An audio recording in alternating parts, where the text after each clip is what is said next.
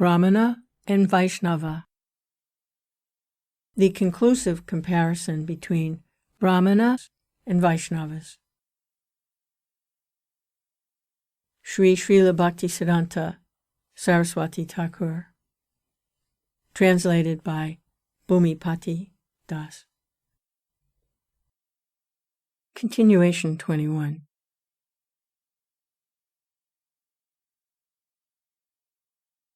Citing the authority of the Pancharatra Agamas in his Bhakti Sandarbha, Srila Jiva Goswami has stated, translation, Diksha is the process by which transcendental knowledge is awakened and all reactions caused by sinful activity are vanquished.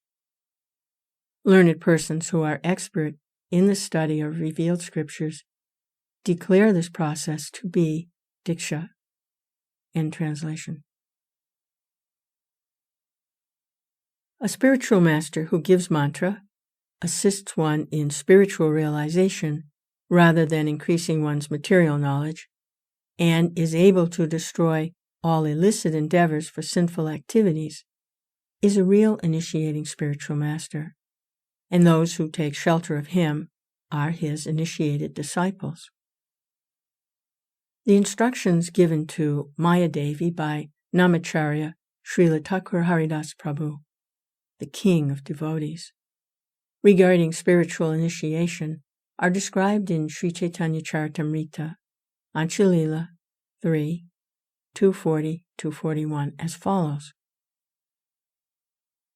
Translation: I have been initiated into a vow to perform a great sacrifice by chanting the holy name a certain number of times every day. As long as the vow to chant is unfulfilled, I do not desire anything else. When I finish my chanting, then I have an opportunity to do anything. End translation. Unless one becomes qualified as a sacrificial Brahmin in the sacrifice of chanting the holy names, the name of Krishna does not manifest. Although Thakur Haridas Prabhu was not a seminal or Vedic Brahmin, he attained the position of a qualified, initiated Brahmin. Translation: I have vowed to chant 10 million names in a month. I have taken this vow, but now it is nearing its end. End translation. A Madhyam Adhikari should mentally show respect to the Kanistha Adhikari who is properly initiated and engaged in chanting the holy names of Krishna. One who has surpassed the stage of Kanistha Adhikari through the process of chanting the holy names and who engages in worshiping the Supreme Lord with transcendental realization. Such a Madhyamadhikari should offer respectful obeisances, and his guidance should be followed. And one who is constantly engaged in worshiping Krishna with transcendental realization, who has completely given up aversion to Hari, and who does not condemn even those who are envious of Hari, such a Mahabhagavat should be respectfully served with the conviction that his association is most desirable. A Vaishnava whose life has become successful by taking initiation has no false ego. Sri Jiva Goswami Prabhu quotes the following verses from the Padma Purana in this connection. Translation: The holy names of the Lord are directly the Supreme Personality of Godhead. When the word Nama is added to the names of the Lord, it indicates subordination to the Lord, and the combination is called a mantra. Therefore, the word Nama is used to indicate one's rejection of the false ego under the subordination of the Lord. The living entity who possesses the field of the material body and is thus the proprietor of the field is called the jiva. When the living entity uses the word Nama, his independence in the form of absorption in matter is counteracted. A Vaishnava devotee of the Lord is completely subordinate to the Lord, meaning that his life is fully dedicated to the Lord. Therefore, a Vaishnava must completely give up his independent endeavors and concocted formalities. By the unlimited potency of the Lord, there is nothing unachievable for his devotees. Devotees should be fully dependent on the Lord and properly engaged in his service. End translation. The Shastras enjoin that one should take initiation from a qualified transcendentalist who has perfected his life by chanting mantras.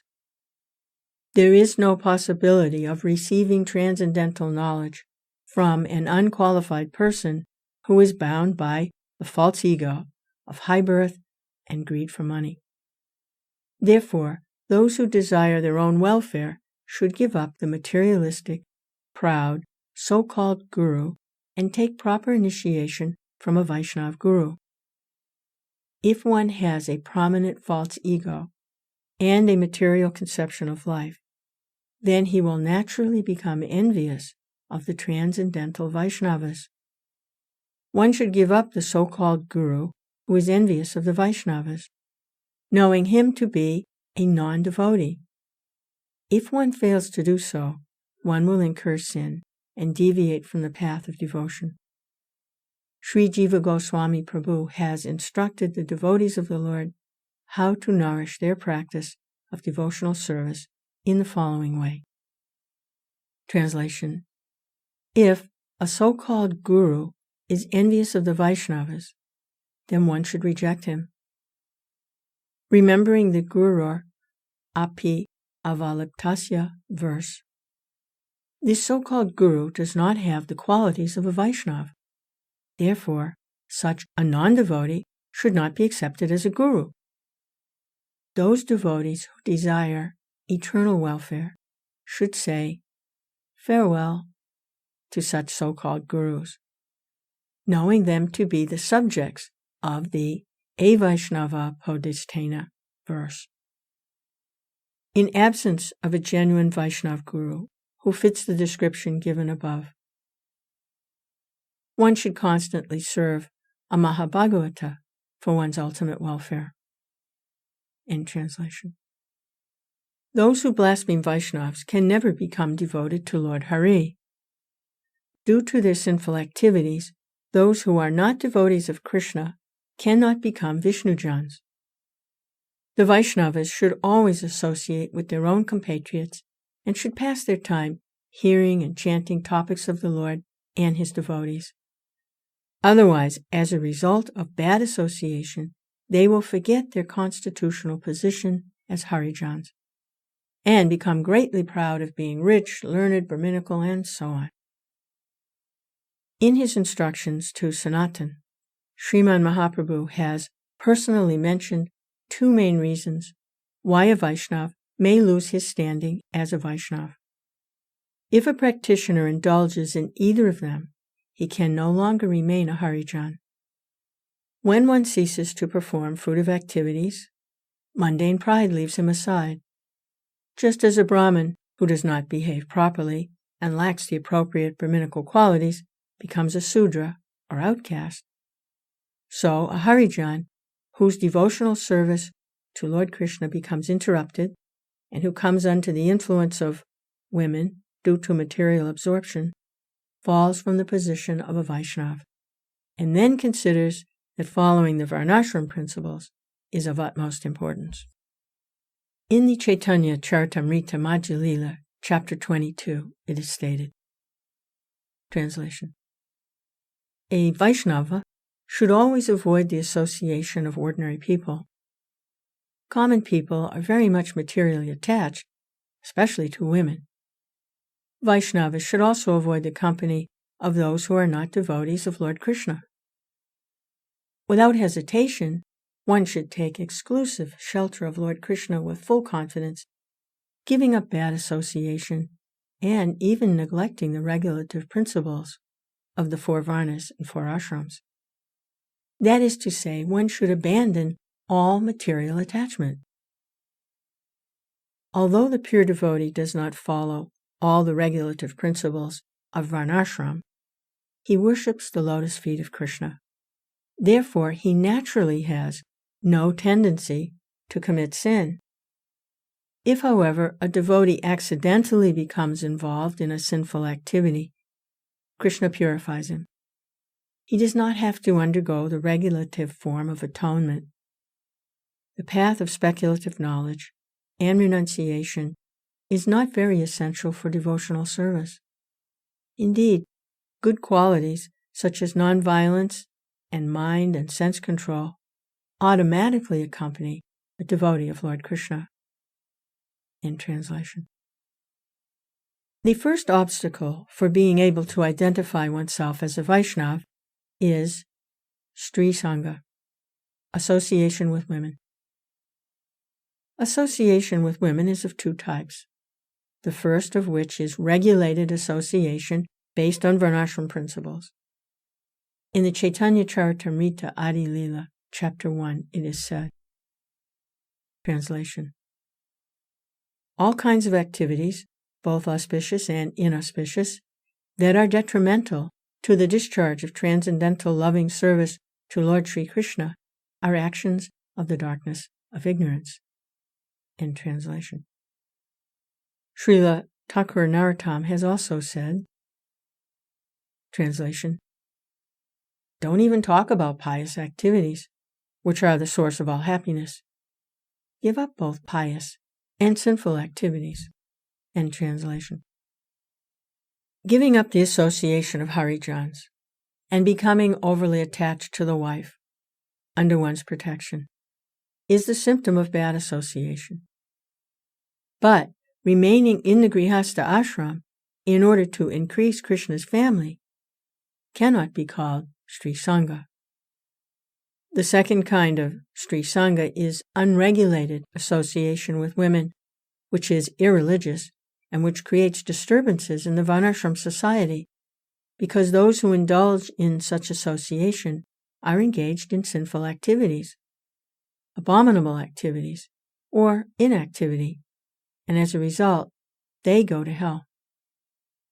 The sinful people of the material world are completely unqualified to be called Vaishnavas, and pious people who strictly follow the rules and regulations of varnashram but are indifferent to the service of Hari are also completely unqualified to be called Harijans. If the lowest class of Prakriti-jans are addressed as Harijans, then who addresses them as such are ineligible to have the fortune of being called Harijans. If varnashram and other fruitive activities enjoined in the Shastras become prominent in one's life, then one cannot become a kinchana, or fully dependent on the Lord.